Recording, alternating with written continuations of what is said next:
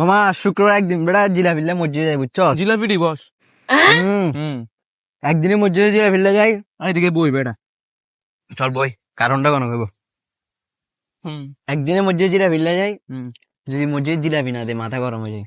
গত সপ্তাহে বেড়া জিলাপি দেয় নাই। এই সপ্তাহে জিলাপি না দিত না, পুরা এক সপ্তাহটা আমার কেমন গেছে জানো? জিলাপির টেনশনে রাতে ঘুমাসতো না। আমি আন্দোলন করলাম আজকে বেটা, জিলাপি না দিত মসজিদে।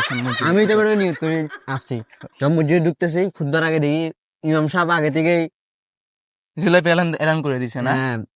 জিলাপি জিলাপি মানে কি আর কি বলতাম, মিষ্টি সেরা জিলাপি। তুই তো চলে আসছিস মামা, গত সপ্তাহের মতো দিব না আমার। আমি না তুলে একটা লইলাম, দেখি আমার একটা হাত দে।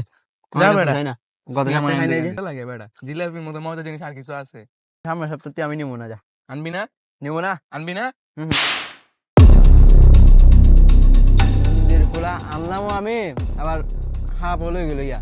আর এতে একটা আমি ফুল দিলামও, আর গত আগামী সপ্তাহে আনমনে করিলাম, নিয়ে গেল। কি আর করার, পরের উপর করে নিজের বাসটা খাইলাম।